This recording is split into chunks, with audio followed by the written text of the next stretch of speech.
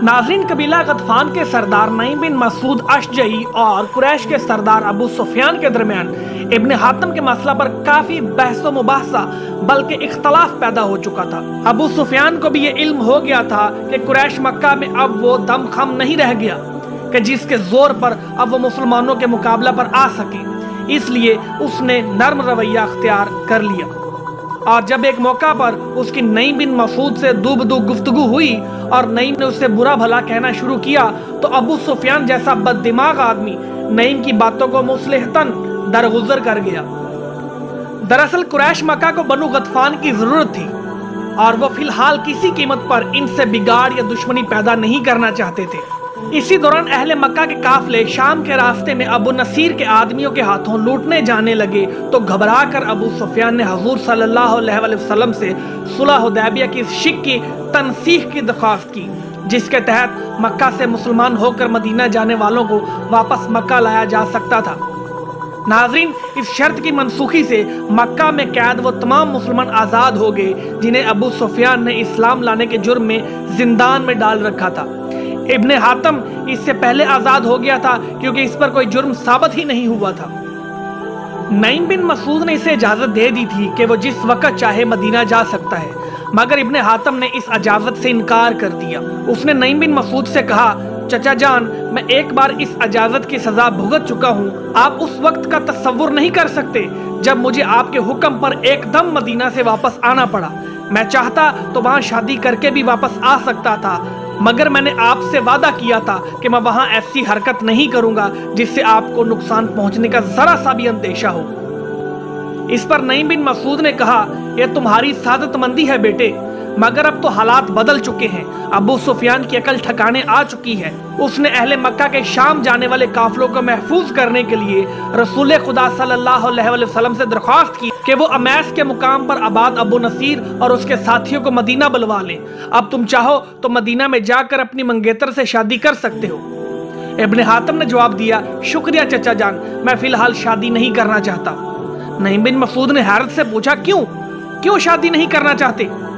इब्न हातम ने पुरइज़्ज़म होकर कहा कि मैंने खालू और खाला को इतला भेज दी है कि मैं अब बारात लेकर ही मदीना आऊँगा और बारात उस वक़्त मदीना जाएगी जब मैं और मेरे चचा अपने बाकायदा मुसलमान होने का ऐलान करेंगे। इसके बाद चचा मेरी बारात के साथ मदीना जाएंगे।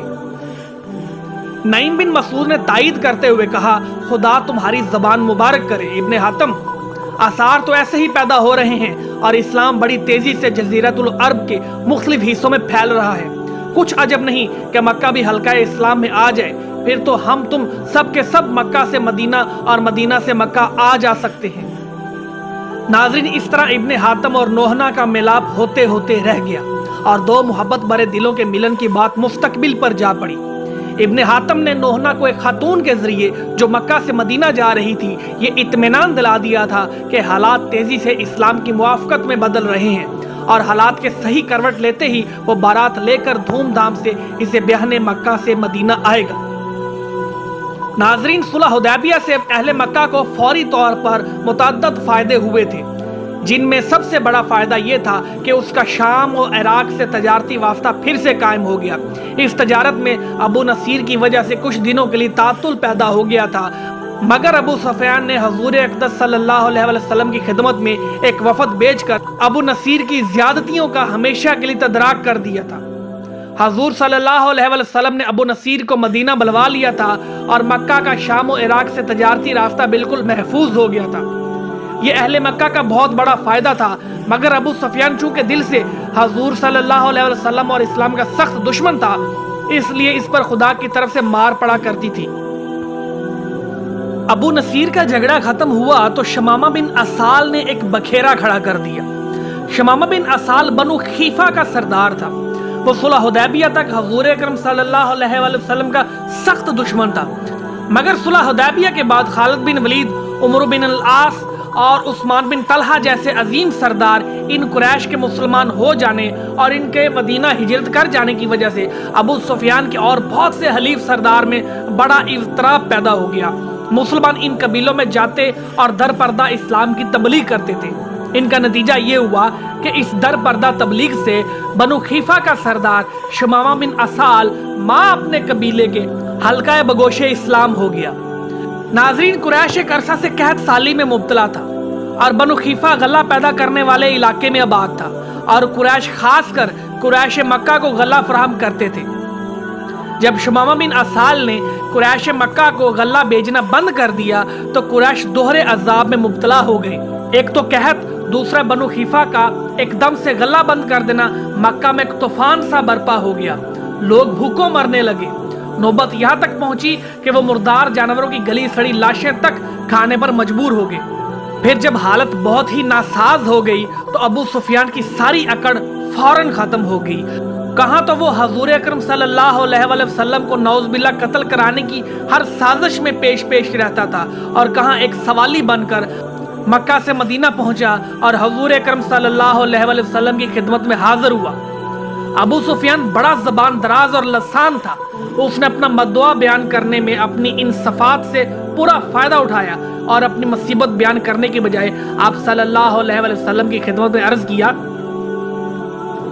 آپ کی قوم یعنی قوم قریش قحط سالی سے ہلاک ہو رہی ہے، اللہ تعالیٰ سے دعا کیجئے کہ قحط سالی دور ہو۔ ناظرین، حسن طلب کے یہ جملے عربی لسانی اور زبان دانی کا شاہکار ہیں۔ حضور پاک صلی اللہ علیہ وآلہ وسلم اس کی چال اچھی طرح سمجھتے تھے، مگر آپ صلی اللہ علیہ وآلہ وسلم کو رحمت للعالمین بنا کر بھیجا گیا تھا۔ قریش ہوں یا غیر قریش، عربی ہوں یا عجمی، آپ صلی اللہ علیہ وآلہ وسلم ہر ایک کی ہدایت کے لیے بھیجے گئے ہیں۔ پھر ان کی تکلیف پر آپ کا جی کیوں نہ کرتا؟ آپ صلی اللہ علیہ وآلہ وسلم نے فوراً دعا کے لیے ہاتھ بلند کیے اور ابو سفیان پر ثابت کر دیا کہ آپ صلی اللہ علیہ وآلہ وسلم ہر ایک کے دکھ درد میں شریک ہیں۔ ناظرین، سورہ سبا میں قرآن مجید میں ارشاد ربانی ہے، ہم نے آپ کو تمام عالم کے لیے خوشخبری دینے والا اور خدا کے عذاب سے ڈرانے والا بنا کر بھیجا ہے۔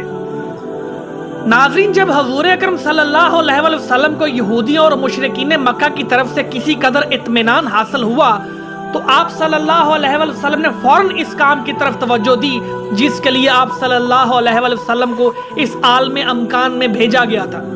بس آپ صلی اللہ علیہ وآلہ وسلم نے ان تمام ولیوں، بادشاہوں اور شہنشاہوں کے نام خطوط بھیجنے کا سلسلہ شروع فرما دیا جن کی سرحدیں ممالک حجاز سے متصل تھیں۔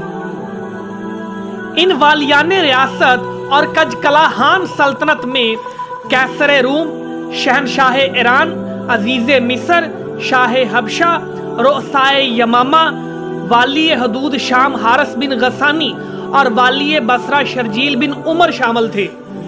آپ صلی اللہ علیہ وآلہ وسلم نے اس دور کی ان سلطنتوں کے فرما رواؤں کو خطوط کے ذریعے دعوت اسلام دی تاکہ نہ صرف وہ خود مشرف با اسلام ہوں بلکہ اپنی رایا کو بھی دعوت حق سے روشناس کرائیں۔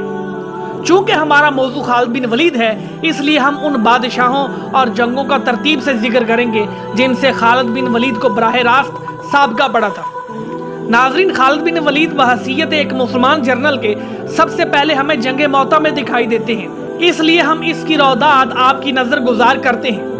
ناظرین، موطا شام کی ریاست کا ایک قصبہ تھا۔ آج کل یہ شرق اردن کا ایک ساحلی قصبہ ہے۔ اس ریاست کا صدر مقام بصرہ تھا اور بصرہ کا حاکم شرجیل بن عمرو غسانی تھا اور وہ شہنشاہ روم کے ماتحت تھا۔ رسالت مآب صلی اللہ علیہ وآلہ وسلم نے دیگر بادشاہوں کے علاوہ شرجیل کے پاس بھی ایک نامہ روانہ کیا تھا جس میں اسے اسلام کی دعوت دی گئی تھی۔ ناظرین، دعوت اسلام کا یہ خط لے کر حارث بن عمیر والی بصرہ کے دربار میں گئے۔ حارث بن عمیر نے جب حضور اکرم صلی اللہ علیہ وآلہ وسلم کا نامہ مبارک والی بصرہ شرجیل بن عمرو غسانی کو پیش کیا تو اس بدذات نے خط پڑھتے ہی قاصد رسول حارث بن عمیر کے قتل کا حکم دے دیا اور حارث کو موطا کے مقام پر شہید کر دیا گیا۔ ناظرین، شرجیل کا یہ اقدام بین الاقوامی آداب سفارت کے قطعی خلاف تھا کیونکہ دنیا کا کوئی ملک کسی دوسرے ملک کے سفیر کو قتل نہیں کر سکتا۔ اس وقت تک خیبر کے یہودیوں کی سازشیں اور ریشہ دوانیاں جاری تھیں، اس لیے حضور اکرم صلی اللہ علیہ وآلہ وسلم فوری طور پر کوئی قدم نہ اٹھا سکے۔ پھر جب اللہ کے حکم سے خیبر فتح ہو گیا، یہودیت کی مرکزیت ختم ہو گئی اور اس کے ساتھ ہی مشرکین مکہ کے بڑے بڑے سردار آغوش اسلام میں آ گئے، جن میں خالد بن ولید سر فہرست تھے۔ اس وقت حضور اکرم صلی اللہ علیہ وسلم نے شرجیل بن عمرو کی اس ناپاک جسارت پر اسے سرزنش کے لیے 3000 مجاہدین اسلام کا ایک لشکر موتا کی طرف روانہ فرمایا۔ لشکر اسلام کے سپہ سالار زید بن حارثہ تھے اور لشکر میں عبداللہ بن رواحہ، جعفر بن طیار اور خالد بن ولید جیسے بہادر شاہ سوار اور شمشیر زن عام سواروں کی طرح شامل تھے۔ جب لشکر چلنے کے لیے تیار ہوا تو ان حضرت صلی اللہ علیہ وسلم نے ہدایت فرمائی کہ اگر دوران جنگ زید بن حارث شہید ہوں تو جعفر طیار امیر لشکر ہوں گے، اور وہ بھی شہید ہو جائیں تو عبداللہ بن رواحہ فوج کے سردار ہوں۔ ناظرین، مجاہدین اسلام کی یہ مختصر سی جماعت جب حدود شام کے قریب پہنچی تو حاکم بصرہ شرجیل بن عمرو کے جاسوسوں نے اسے مسلمانوں کے لشکر کی آمد کی خبر دی۔ شرجیل نے یہ اطلاع پاتے ہی قیصر روم کے لشکر سے رابطہ کیا، جو اس وقت مشارف کے مقام پر پڑاؤ ڈالے ہوئے تھا۔ جب مسلمانوں کو قیصر روم ہرقل کے لشکر کا حال معلوم ہوا تو زید بن حارث نے سرداران فوج سے فوری طور پر مشورہ کیا۔ خود ان کی رائے یہ تھی کہ وہ شرجیل کی گوشمالی کے لیے گئے ہیں، نہ کہ قیصر روم سے جنگ کے لیے۔ زید بن حارث نے سرداروں کو یہ بھی بتایا کہ جاسوسوں نے رومی لشکر کی تعداد 1.5 لاکھ سے 2 لاکھ کے درمیان بتائی ہے، اور یہ خبر ملی ہے یہ وہی لشکر ہے جس نے چند دن پہلے شاہ ایران کو شکست دے کر مار بھگایا۔ زید بن حارث نے صاف الفاظ میں کہا، ان حضرت صلی اللہ علیہ وسلم نے مجھے لشکر اسلام کا سالار اس وجہ سے بنایا تھا کہ بصرہ پہنچ کر شرجیل کو اس بات کی سزا دوں کہ اس نے قاصد رسول کو بلا وجہ شہید کر دیا۔ لیکن اس وقت صورتحال یکسر تبدیل ہو چکی ہے۔ شرجیل اس وقت تنہا نہیں بلکہ اس کی پشت پر قیصر روم کا 2 لاکھ کا لشکر موجود ہے۔ ہماری تعداد صرف 3000 ہے۔ میرے خیال میں 3000 کا 2 لاکھ سے جنگ کرنا خودکشی کے برابر ہے۔ اس لیے میں چاہتا ہوں کہ حالات سے دربار رسالت صلی اللہ علیہ وسلم کو مطلع کر کے وہاں سے تازہ احکامات حاصل کروں۔ ناظرین، مجاہدین اسلام پہلی بار اپنے ملک سے باہر نکل کر اغیار سے جنگ کرنے کے لیے آئے تھے، اس لیے وہ بہت زیادہ پرجوش اور پر امید تھے۔ انہیں اپنی شجاعت پر بھی ناز تھا۔ انہوں نے جب دیکھا کہ زید بن حارث جنگ سے ہچکچا رہے ہیں تو وہ بے قابو ہو گئے۔ ان میں عبداللہ بن رواحہ سب سے زیادہ پرجوش مجاہد تھے۔ انہوں نے زید بن حارث کی باتوں کا جواب صرف 2 جملوں میں دیا۔ انہوں نے کہا، ہمارا اصل مقصد شہادت ہے جو ہر صورت میں ممکن ہے، لہٰذا ہمیں لڑنا چاہیے۔ دوسرے مجاہدوں نے انہیں اتنا پرجوش دیکھا تو وہ بھی ان کی تائید میں بولنے لگے۔ آخرکار فیصلہ جنگ کا ٹھہرا، حالانکہ یہ فیصلہ ہوش کا نہیں تھا، جوش کا تھا۔ مجاہدین اسلام جوش جہاں اور شوق شہادت سے اس قدر سرشار تھے کہ انہوں نے سوچے سمجھے بغیر یہ فیصلہ کر ڈالا۔ چنانچہ جنگ شروع ہو گئی۔ ایک طرف 2 لاکھ کا لشکر جرار جو شہنشاہ ایران کو شکست دے چکا تھا، دوسری طرف صرف 3000 مجاہدین اسلام۔ ناظرین، یہ صرف ان کا جذبہ تھا جو وہ اتنے بڑے لشکر کے سامنے جم کر لڑ رہے تھے۔ بے شک انہوں نے رومیوں کو حیران کر دیا اور ان کے چھکے چھڑا دیے، لیکن تابا کے آخر زید بن حارث نے مردانہ وار لڑتے ہوئے جام شہادت نوش کیا۔ ان کی شہادت پر حضرت جعفر طیار نے سردار فوج کی حیثیت سے علم سنبھالا اور لڑنے لگے۔ لڑتے لڑتے ان کا دانا بازو کٹ گیا تو آپ نے فوراً علم بائیں ہاتھ میں لے لیا۔ بایاں ہاتھ بھی قطع ہو گیا تو علم کو سینے کے ساتھ دبا لیا، مگر اسے گرنے نہ دیا، یہاں تک کہ شہید ہو گئے۔ شہادت کے وقت ان کے جسم پر 90 زخم تھے۔ جعفر طیار نے پھر 35 سال کی عمر میں شہادت حاصل کی۔ روایت ہے کہ رسالت امام صلی اللہ علیہ وسلم نے انہیں دیکھا کہ خون میں رنگے ہوئے 2 پر لگائے فرشتوں کے جلوے میں اڑ رہے ہیں۔ حضرت جعفر طیار کو اسی وجہ سے ذوالجنان یعنی 2 پروں والا اور طیار یعنی اڑنے والا کہتے ہیں۔ ناظرین، حضرت جعفر طیار کے بعد قیادت عبداللہ بن رواحہ نے سنبھال لی اور لڑتے لڑتے وہ شہید ہو گئے۔ ان کے بعد اسلامی علم حضرت ثابت بن ارقم نے اٹھا لیا اور کہا، اے مسلمانوں، ارشاد نبوی کے مطابق اب تم کسی مسلمان کو اپنا سردار مقرر کر لو۔ ثابت بن ارقم کے اس خطاب سے لوگوں نے شور مچا دیا کہ ہم تم کو ہی اپنا سردار مقرر کرتے ہیں، لیکن انہوں نے انکار کرتے ہوئے کہا کہ میں اس کا اہل نہیں ہوں، کسی اور کو سردار مقرر کر لو۔ ناظرین، مسلمان اس صورتحال سے سخت پریشان تھے۔ دشمن کے مقابلے میں ان کی تعداد آٹے میں نمک کے برابر تھی جو انہیں پیس کے رکھ سکتا تھا۔ आखिर सब की नजरें खालिद बिन वलीद पर आकर जम गई और इन्हें अमीर लश्कर बनने पर मजबूर होना पड़ा।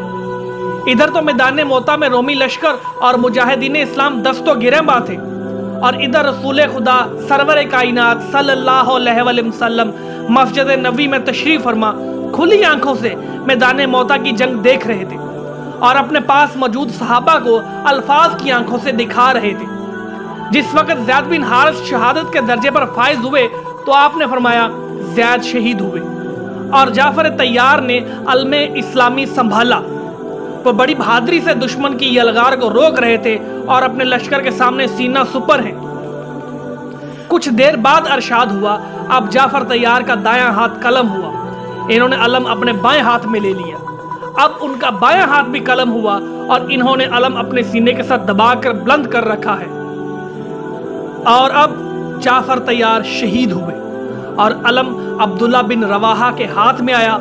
अलम संभालते ही अब्दुल्ला बिन रवाहा ने दुश्मन पर भरपूर हमला किया मगर वो भी शहीद हो गए। इनकी शहादत ने अलमे इस्लामी को सरनिगो नहीं होने दिया बल्कि आगे बढ़कर साबत बिन अरकम ने इसे संभाल लिया और वो कह रहे हैं, ऐ मुसलमानों, किसी मुसलमान को अपना सरदार बना लो। जवाब में सदा आई कि हम तुमको ही अपना सिपा सलार तस्लीम करते हैं। इस पर साबत बिन अरकम इनकार करते हैं कि मैं इसका अहल नहीं हूं। बिल आखिर सबकी नजरें खालिद बिन वलीद पर आ जमी और इन्हें सरदार तस्लीम कर लिया गया। नाजरीन, बाज लोग इस बात पर एतराज करते हैं कि सरकार दो आलम सल्लल्लाहु अलैहि वसल्लम ना तो आलमे गैब थे और ना ही इन्हें इस किस्म का बज़ाहिर कोई मौजज़ा दिया गया था। फिर आपने मदीना में बैठे बैठे मैदान मौता का नक्शा अल्फाज में कैसे खींच लिया। मकाम अफसोस है कि इंसान का बनाया हुआ सियारा तो आसमान की बुलंदी में पहुंचकर पाकिस्तान के चपा चपा की तस्वीरें अमेरिका पहुंचा सकता है मगर रसूल खुदा सरवर कौनैन सल्लल्लाहु अलैहि वसल्लम की नज़रों में इन्हें वो ताकत नजर नहीं आती जो कौनो मकान के पार हो जाती थी। वो नबी और वो पाक हस्ती जिसके हजूर कासद इलाही दस्त बस्ता खड़ा होता था, उसकी ताकतों का सही अंदाजा लगाना ऐसे मशकूक अजहान के बस से बाहर है। खैर, ये तो एक जुमला मुतरजा था। हम अपने मौजू की तरफ लौटते हैं। खालिद बिन वलीद एक ऐसे कमजोर लश्कर के सिपा सलार मुकर्रर हुए जिनकी कुल तादाद अब 3000 भी ना रही थी और इसके मुकाबले में दुश्मन अपने 2 लाख से करीब लश्कर के साथ मौजूद था। दुश्मन को अपनी कुव्वत और ताकत पर कामिल भरोसा था। यही लश्कर कुछ दिन पहले ईरानियों पर फतह पा चुका था और अपनी कामरानी के नशे में चूर था। इसका एक ही मुंतहाई मकसूद था कि वो किसी भी तरह मुसलमानों को तबाह बर्बाद करके रख दे, इनका एक भी फर्द बाकी न रहे। इस वक्त खालिद बिन वलीद ने अपनी तमाम हरबी सलाहियतों से काम लिया और लश्कर को मतवक्का तबाही से बचाने और इसमें दुश्मन के नरगे से निकाल लाने में हैरत अंगेज कामयाबी हासिल की। इसकी तफसील इस तरह से बयान की गई है, जिस रोज खालिद बिन वलीद को सरदार मुंतखब किया गया उस दिन तो वो सिवाय अपनी शमशीर जनी और शह सवारी के और कोई गैर मामूली कारनामा अंजाम ना दे सके। वो दिन भर जी तोड़ के लड़ते रहे और कोशिश करते रहे कि किसी तरह लड़ते हुए शाम कर दे। अपनी इस कोशिश में वो कामयाब हुए और तमाम दिन की शदीद लड़ाई के बाद जब अंधेरा फैला तो जंग रुक गई और दोनों लश्कर अपनी अपनी खैमागाह को वापस हुए। नाजरीन, अब खालिद बिन वलीद को अपनी जंगी हिकमत तरतीब देने का मौका मिला। इन्हें किसी तरफ से कमक आने की कोई तवक्को न थी, इसलिए लश्कर की ताकत में कोई इजाफा करना नामुमकिन था। लेकिन इस ज़हीन जनरल ने अपनी इसी फौज को इस तरह तरतीब दिया कि जब दूसरे दिन दोनों फौजें मुकाबल हुई तो दुश्मन को यूं महसूस हुआ जैसे आज उनके सामने गुज़श्ता रोज वाली फौज नहीं है बल्कि बिल्कुल नई फौज उसके मुकाबले पर लड़ने को आ गई है। इससे दुश्मन पर एक नफ्सियाती दबाव पड़ा और वो ये सोचने पर मजबूर हो गए कि मुसलमानों को कमक पहुंची है, तभी वो आज इतने तीन तराक से सफ आरा हुए हैं। नाजरीन, खालिद बिन वलीद ने अपनी पुरानी फौज को एक रात ही के अंदर नई फौज में कैसे तब्दील कर दिया। इसका राज ये है कि खालिद बिन वलीद ने मुकदमा को साका की जगह और साका को मुकदमा की जगह तब्दील कर दिया। नाजरीन, मुकदमा वो फौज कहलाती है जो लश्कर के आगे रहती है और इसे हर अव्वल भी कहा जाता है। इसी तरह साका वो फौज कहलाती है जो फौज के पीछे होती है ताकि दुश्मन अकब से हमला ना कर सके। दूसरी तब्दीली खालिद बिन वलीद ने यह की कि इन्होंने लश्कर के दोनों बाजू यानी मीमना और ईसरा भी एक दूसरे से तब्दील कर दिए अब दाएं बाजू की फौज बाएं बाजू पर थी और बाएं बाजू की फौज दाएं बाजू पर। चुनांचे दूसरे दिन जब जंग शुरू हुई तो दुश्मन को अपने सामने एक बिल्कुल नया लश्कर दिखाई दिया। जिस लश्कर से वो कल लड़े थे वो उस वक्त उनके सामने मौजूद ना था। नतीजा ये हुआ कि दुश्मन पर इस जंगी चाल का नफ्सियाती असर ऐसा पड़ा कि वो गुज़श्ता रोज जैसी जंग ना कर सके और इनके जोशो खरोश में नुमाया कमी आ गई। बरखिलाफ इसके कि मुसलमान कल से भी ज्यादा जोश और जज्बे से लड़े। इस तरह खालिद बिन वलीद ने वक्ती तौर पर लश्कर को तबाही से बचा लिया और दुश्मन को मरऊब करके इन्होंने बड़े करीने से अपने सिपाहियों को आहिस्ता आहिस्ता पीछे हटाना शुरू कर दिया। कुछ देर बाद वो इसे दुश्मन के नरखे से सलामती के साथ निकाल लाए। अब दोनों लश्कर अलहदा-अलहदा थे और मुसलमान एक मतवक्का तबाही और बर्बादी से बच गए थे। नाजरीन, खालिद बिन वलीद ने इस नाजुक मौका पर जो तदाबीर इख्तियार की वो हर कायद के इख्तियार में नहीं थी। इतना अजीम शान कारनामा सर अंजाम देने के लिए जंगी महारत, सोच-बोझ, अक्लमंदी, वसत नजर और अल्लाह पाक पर कामल भरोसे की जरूरत होती है। अगर खालिद बिन वलीद इस वक्त जरा सी भी कोताही कर लेते तो पूरे का पूरा लश्कर मौत के घाट उतर जाता। इस जंग में मुसलमानों को जिन मुश्किलात और सख्तियों का सामना करना पड़ा, इनका अंदाजा खालिद बिन वलीद के इस कौल से हो जाता है। उन्होंने कहा, मौता की जंग में मेरे हाथ में 9 तलवारें टूटी और कोई तलवार अगर मेरे हाथ में सही और सलामत रही तो वो यमनी तलवार थी। नाजरीन, अंदाजा कीजिए कि जिस जंग में सरदार फौज को खुद लड़ना पड़े, उसके हाथ में 9 तलवारें टूटे, उस पर कैसे बड़े लश्कर ने हमला किया होगा और वो सरदार किस कदर दलेर, जुंगजू, फनूने खर्ब से आशना और जान हथेली पर लिए लिए हुए होगा। इस जंग के सिलसिले में एक रवायत ये भी है कि जिस वक्त ये मार्का हो रहा था और मुसलमानों के सरदार यके बाद दीगर शहीद हो रहे थे, इस वक्त अल्लाह ताला मदीना मुनव्वरा में रसूल करीम सल्लल्लाहु अलैहि वसल्लम को ये माजरा दिखा रहा था और अन हजूर सल्लल्लाहु अलैहि वसल्लम सहाबा कराम से सरदारों की शहादत का हाल बयान फरमा रहे थे। जब खालिद बिन वलीद ने अलम हाथ में लिया तो आपने फरमाया, इनके बाद खालिद बिन वलीद ने अलम हाथ में लिया, वो मुकर्रर करदा कायदीन में से नहीं है, बल्कि इन्होंने खुद अपने आप को कायद बनाया है। ऐ अल्लाह, ये तेरी तलवारों में से एक तलवार है, अब तू ही इसी की मदद फरमा। नाजरीन, इस दिन से ही खालिद का लक़ब सैफुल्लाह पड़ गया। एक दूसरी जगह इस तरह लिखा गया है, इधर मदीना में नबी करीम सल्लल्लाहु अलैहि वसल्लम ने हज़रत ज़ैद, हज़रत जाफ़र और हज़रत अब्दुल्ला की शहादत की खबर दी और फरमाया, अलम को सैफ मिन सयूफुल्लाह यानी अल्लाह की तलवारों में से एक तलवार ने संभाला है, अल्लाह ताला ने इसके हाथ में फतह दी। खालिद बिन वलीद इसी दिन से सैफुल्लाह कहलाते हैं।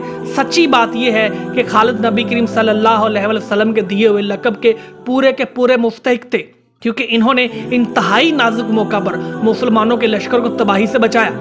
नाज़रीन, ये हकीकत अज़हर मिन शम्स है कि रसूल सल्लल्लाहु अलैहि वसल्लम के दिए हुए इस लक़ब में जो जामियत है वो किसी आम इंसान की बयान करदा तारीफ में मुमकिन नहीं। इस सूरत हाल में यह सवाल पैदा होता है कि जब मुसलमानों की हालत इस कदर काबिल रहम थी तो रूमियों ने आगे बढ़कर, जबकि मुसलमान पीछे हट रहे थे, इन्हें रोका क्यों नहीं? इन्हें मुसलमानों का ताकुब करने से किस चीज ने बाज रखा? नाजरीन, इसकी 2 वजूहात हैं। पहली वजह तो यह है कि खालिद बिन वलीद ने रोमियों को यह महसूस होने ही नहीं दिया कि मुसलमान लश्कर रोमियों से मरूब हैं, बल्कि वो आखिरी वक्त तक जारहाना जंग करते रहे।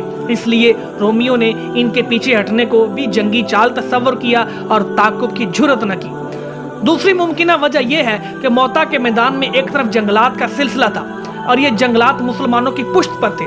जब इस्लामी लश्कर जंगलात की तरफ पसपा हुआ तो रोमियों ने इनका ताकुब इसलिए भी ना किया कि उनका 2 लाख का लश्कर और उसका भारी साजो सामान जंगल में घुसकर कहीं बेबस न हो जाए और इस्लामी लश्कर इन पर छुप छुप कर हमले न करने शुरू कर दे। रोमियों को यह भी शक था कि कहीं मुसलमानों ने जंगल में अपनी फौज न छुपा रखी हो और ताकुब की सूरत में यह पोशीदा फौज इन पर हमला न कर दे।